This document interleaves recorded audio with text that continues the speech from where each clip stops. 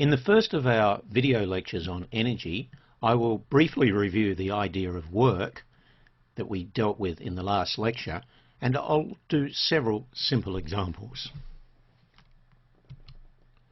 The work done is described by a mathematical relationship.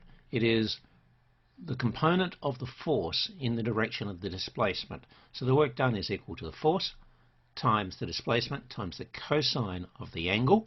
The angle is measured from the x-axis in an anti-clockwise direction.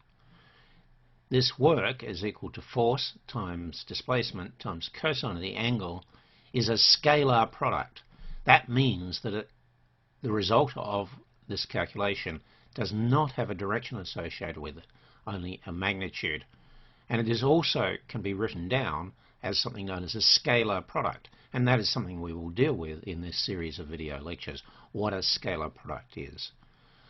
The unit of work is a joule, and 1 joule is the amount of work done when a force of 1 Newton is applied over a distance of 1 metre.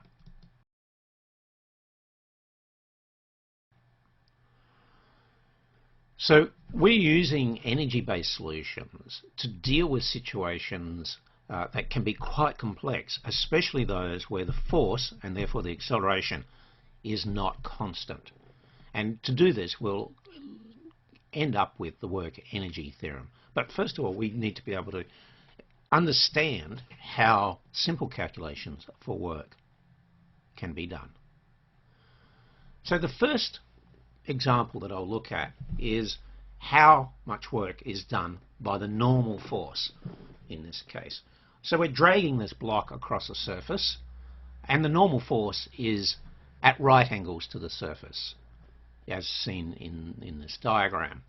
Now, if we look at the angle between the horizontal and the normal force, it's 90 degrees. All right, so if that is 90 degrees, then the work done by the normal force is equal to the value of the normal force times the displacement times the cosine of 90 degrees, which is 0. So 0 work done is done by the normal force in this example. You'll also notice that 0 work will be done by the gravitational force. So the only work done in this example is that done by the pushing or pulling force, labelled F.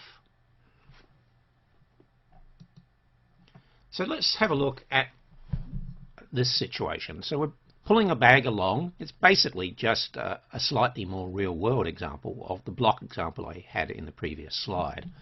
We're pulling along our suitcase, applying a force, as you can see, and we move some displacement S.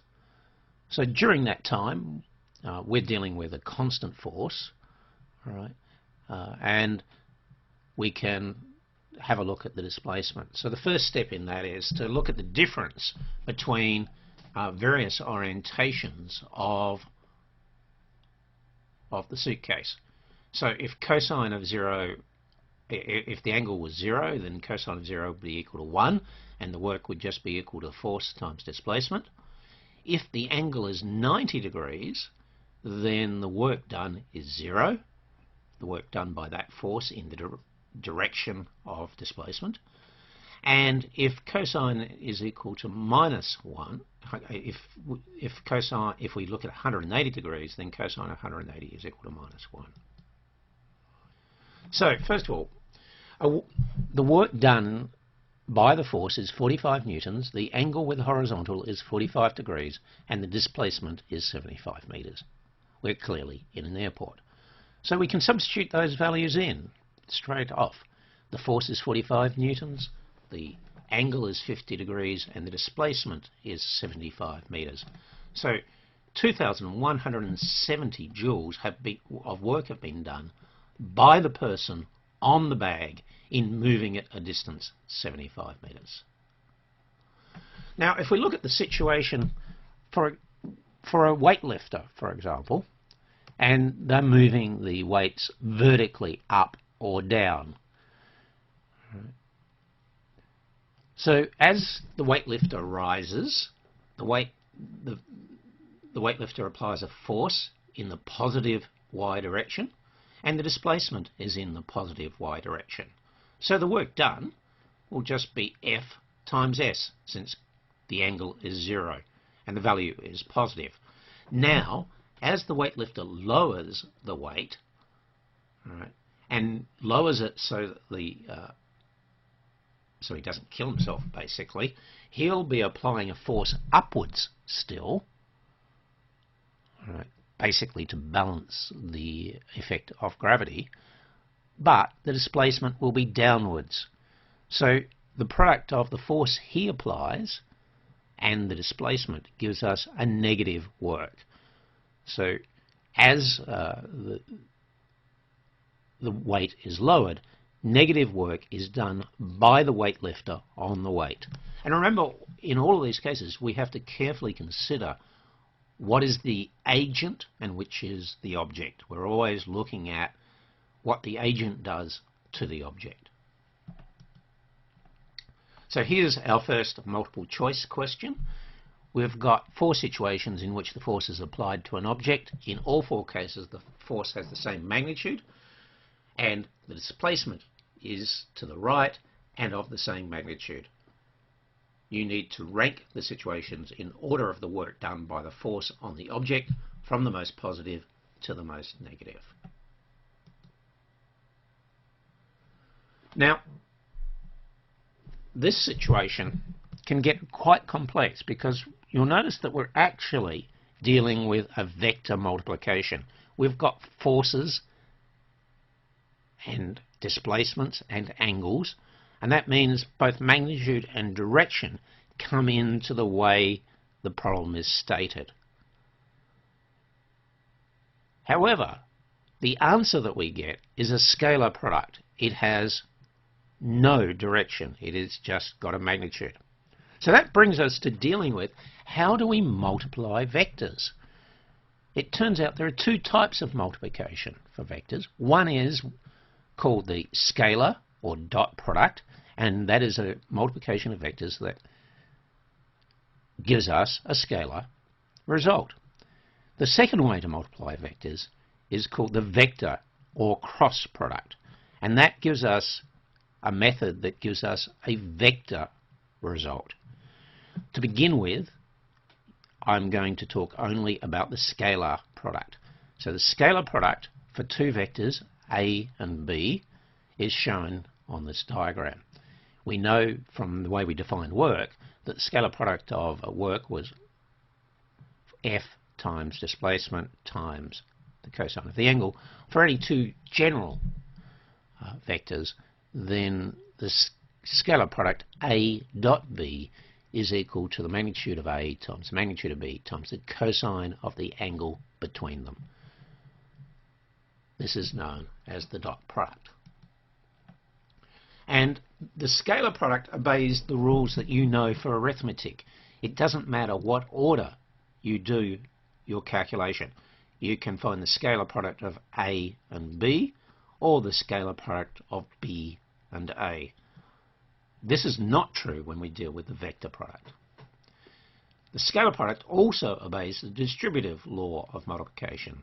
So you could add B and C first of all, and then find the scalar product of A with that result. Or you could multiply it out and go A dot B plus A dot C. And so in these processes, these behave just like your normal arithmetic does. However, there is also a way of defining this scalar product in terms of these unit vectors that we've dealt with. If you remember, the unit vector I was 1 unit along the x direction, the unit vector j was 1 unit along the y direction, and the unit vector k was 1 unit along the z direction.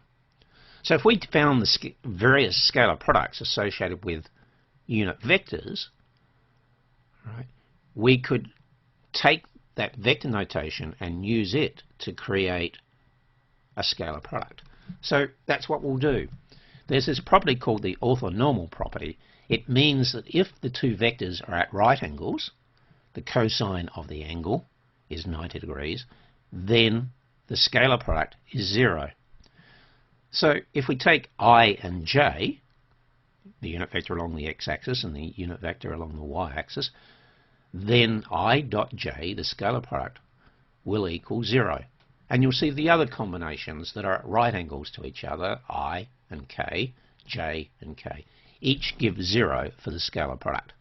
So when we multiply these vectors, we'll end up with 0. However, if we're looking at parallel vectors, so that the angle is 0, for example I dot I, we get I dot I is equal to 1. As each of those i's has a unit magnitude and the angle between them is 0. So I dot I, j dot j and k dot k are all equal to 1. And that means that if we go through our normal mathematical process for doing this, then we can find a result for A dot B in terms of the components of the vector. Alright, so if we take A, which is an x component, a y component and a z component, and a B, which also has an x, y and z component, we can end up with the scalar product being equal to the product AX times BX plus AY times BY plus AZ times BZ. Now, I will provide another document that shows how this explicitly comes about from these orthonormal properties. But for now, the most important thing I can tell you is that if you are given the components of two vectors, you are able to simply calculate the scalar product using this equation. A dot B is equal to AX times BX plus AY times BY plus AZ times BZ. Note that there is no I, J or K vector involved in this. This is the end result of this is a number. Alright. It is a scalar, it is the scalar product, and you will be given this formula explicitly on your formula sheet for any quiz or exam associated with this. And as far as I know, there's no way to remember this easily. There is a way to calculate it, but I don't expect you to do that. You need to be able to use this form of the scalar product. You need to be able to use both. The scalar product is AB cosine of theta, and you need to be able to express it in terms of these components. Why? Well, it turns out that in physics and engineering and other fields, scalar products come up a lot. We've already dealt with work. The work done on the object is the scalar product of a force and a displacement. The power is the scalar product of a force and a velocity. And there's a thing in magnetism called the magnetic flux, which you will come across, which is the scalar product of the magnetic field and the area of a loop. Each of these will be discussed later, but you should look at the index in your text and find out what they are and what they mean. So let's summarize what we've got. Scalar products arise throughout physics, especially when we deal with energy. The basic definition of a scalar product is A dot B is equal to magnitude of A times magnitude of B times cosine of theta. This is essentially a geometric definition, and for those of you who have done some more advanced trigonometry, this is directly related to what is known as the cosine rule. So we're coming back to force. We're coming back to the work done. The work done is the scalar product of the force and the displacement, F R cosine theta. And if the displacement is normal to the force, then no work is done. But let's have a look at a specific example using vectors to work out the scalar product.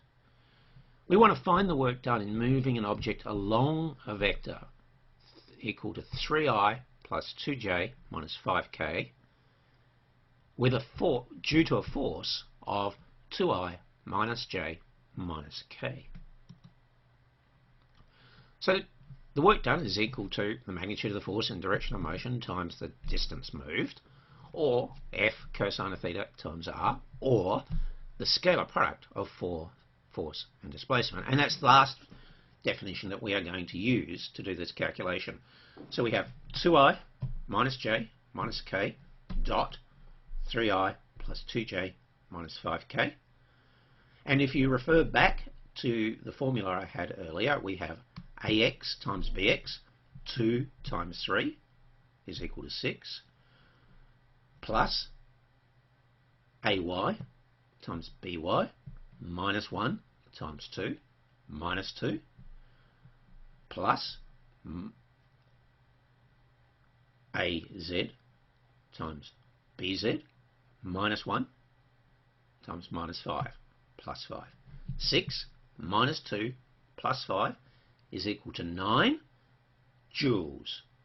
There is no direction involved in this.